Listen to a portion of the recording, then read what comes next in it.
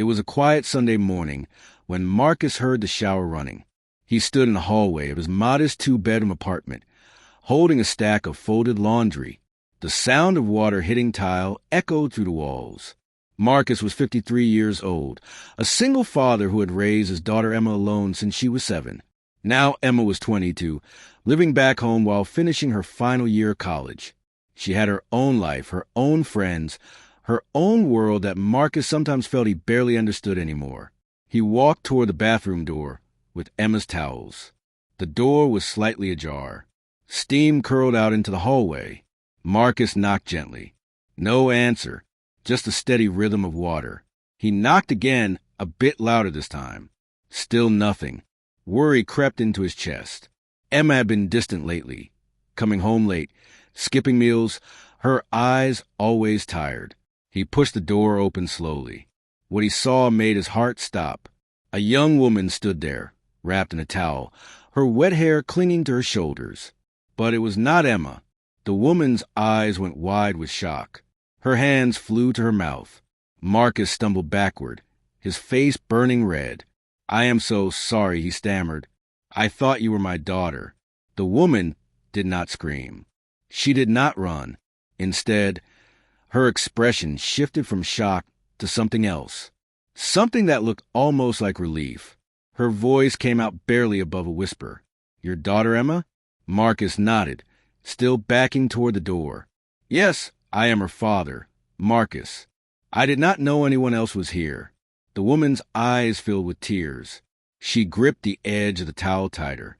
"Sir," she said, her voice shaking, "I need to tell you something about Emma, and I think you need to hear it."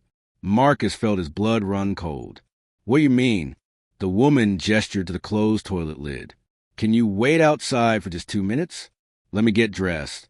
Then we need to talk. Please." Those 2 minutes felt like hours. Marcus paced the hallway, his mind racing through every terrible possibility. When the bathroom door finally opened, the young woman emerged wearing Emma's oversized college sweatshirt and sweatpants. She looked younger now, maybe 23 or 24. Her face was pale but determined. "I am Sophie," she said. "I am Emma's roommate from college. We have known each other for 3 years. Marcus led her to the small kitchen table. They sat across from each other. Sophie's hands trembled as she wrapped them around the mug of coffee Marcus had poured. "I came here this morning because Emma called me at 4 a.m., Sophie began. She was crying so hard I could barely understand her. She said she could not do it anymore, that she was tired of pretending everything was fine. Marcus felt his throat tighten. Pretending what? Sophie took a deep breath. Emma has been struggling, really struggling. She lost her job at the campus bookstore 2 months ago. She has not told you because she knew you were already working 2 shifts to help pay her tuition. She did not want to disappoint you. The words hit Marcus like a punch to the stomach. Sophie continued. She has been skipping classes because she cannot afford the textbooks. She failed 2 exams last week. And last night, she told me she was thinking about dropping out completely. But she is terrified to tell you because you have sacrificed everything for her. Marcus stared down at his weathered hands. Hands that had changed diapers and braided hair and worked overtime for 16 years. I had no idea, he whispered. Why did not she tell me? Sophie's voice was gentle now.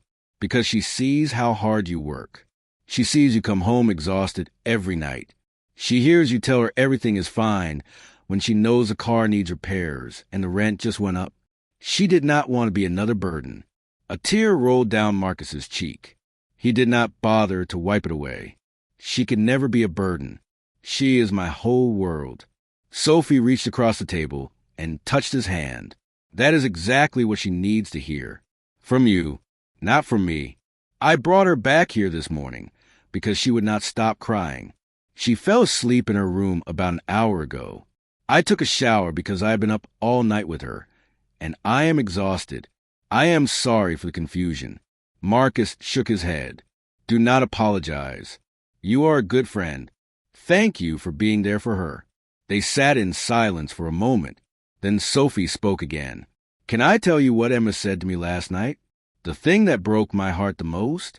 Marcus nodded. She said she wished she could be brave like you, that she wished she had your strength. But she feels like she is failing at everything, and she cannot bear the thought of you finding out. Marcus stood up slowly. His legs felt weak, but his resolve was strong. Where is she now? Her bedroom, Sophie said. But maybe let her sleep a little longer.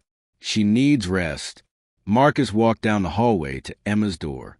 It was covered with old photographs and concert tickets and memories from better days. He opened it quietly.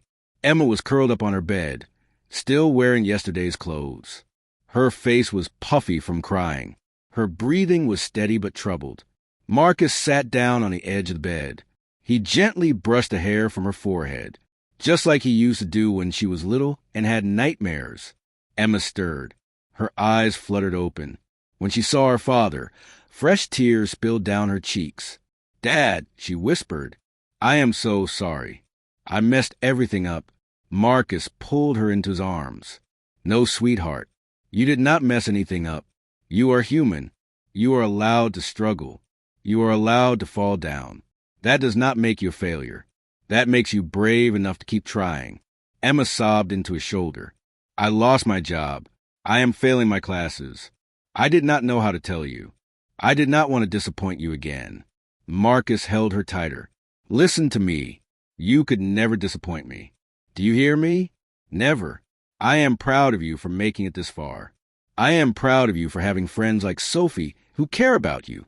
And I am proud of you for being honest right now, even though it is hard. But Emma, you have to talk to me. We are a team. We have always been a team. It has been just us against the world since you were 7 years old. Why would that change now?" Emma pulled back and looked at her father. His eyes were red but steady. His face was lined with years of hard work, but filled with love. "Because you have already done so much for me," she said. "I wanted to make you proud. I wanted to prove that all your sacrifices were worth it." Marcus cupped her face in his hands. "You make me proud every single day. Not because of your grades or your job or any of that. You make me proud because you are kind. You are thoughtful. You care about people. You are my daughter. That is enough. That has always been enough." They talked for over an hour. Emma told him everything. About the job, the classes, the mounting pressure she had put on herself. About the nights she cried herself to sleep. About the fear that she was wasting his hard-earned money. Marcus listened to every word. Then he made her a promise. "Starting today, things are going to change. We're going to figure this out together.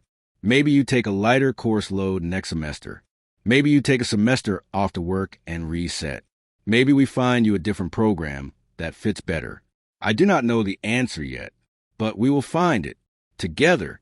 Sophie emerged from the hallway. "I should probably go," she said. "Give you two some space." Emma stood up and hugged her friend tightly. "Thank you for everything." Marcus walked Sophie to the door.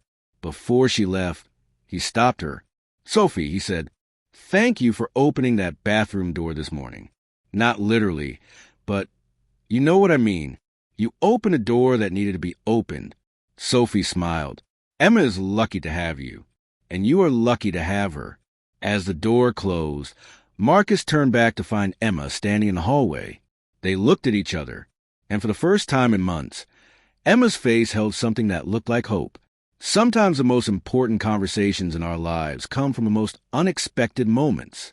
Sometimes we have to fall apart completely before we can put ourselves back together.